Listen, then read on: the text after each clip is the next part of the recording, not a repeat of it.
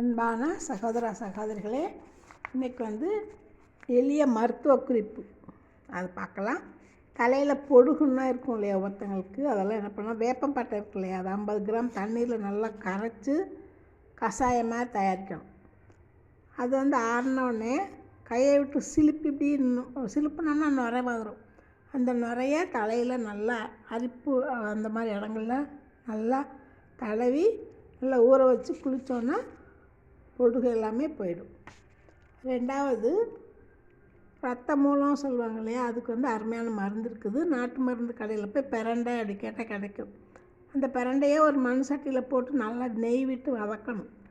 பிறகு அதை நல்லா பவுட்ரு மாதிரி பண்ணி வச்சிட்டோன்னா நெல்லிக்காய் அளவு காலையில் மாலையில் சாப்பிட்டா ரத்த மூலம் குணமாயிடும். மூணாவது சிறுநீரக கோளாறு இருக்கு இல்லையா, அது வாழைத்தண்டுடன் பாசிப்பருப்பு சேர்த்து கூட்டு வச்சு சாப்பிட்டோம்னா அது நல்லா குணமாயிடும். சிறுநீரக கோளாறு நீங்கிடும். வயிற்றில் கல் இருந்தாலும் அது கரைஞ்சி வெளியில் வந்துடும். அப்புறம் அடுத்தது மணத்தக்காளி.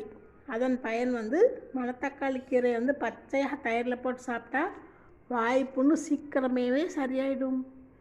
அப்புறம் காய்ந்த மணத்தக்காளி விதை நெய்யில் வறுத்து சாதத்தில் பிசைஞ்சு சாப்பிட்டோம்னா வயிற்றில் புண்ணு நீங்கிடும்.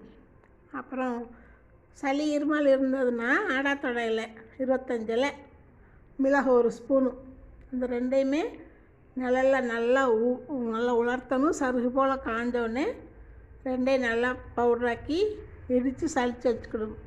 இந்த பவுடரை காலை எந்திரிச்சோடனே வெந்நீரில் மாலையிலேயும் சிறிதளவு நல்லா குடித்தாங்கன்னா ஆஸ்துமா இருக்கவங்க, இருமல், சளி எல்லா தொந்தரவும் சரியாயிடும்.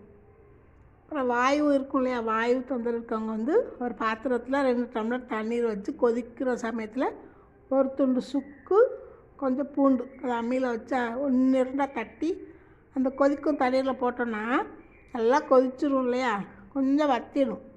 அப்புறம் வடிகட்டி கொஞ்சம் கொஞ்சமாக குடித்தோம்னா வாயு தொந்தரவு குறைஞ்சி போயிடும். அப்புறம் 6வது விஷயம், திராட்சை பழம். அது இருக்குல்லையா, அது குடல் புண்ணு, சிறுநீரகம் எல்லாத்தையுமே சுத்தப்படுத்தும்.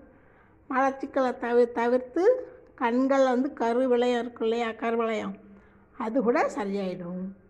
அப்புறம் மணத்தக்காளி வத்தல் குழம்பு இரவு வேளையில் சாப்பிட்டோம்னா மிகவும் நல்லது.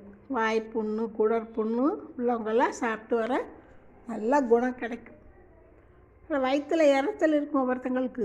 இந்த இறைச்சல் ஏதோ சத்தம் கேட்கும் இல்லையா, அது ஓமத்தை ஒரு பாத்திரத்தில் போட்டு அது மேலே கொதிக்கும் தண்ணீரை விட்டு மூடி வச்சிடணும். கொஞ்ச நேரம் கழித்து வடிகட்டி பால் சர்க்கரை போட்டு நல்லா குடித்தோன்னா அந்த இறைச்சலே குணமாயிடும்.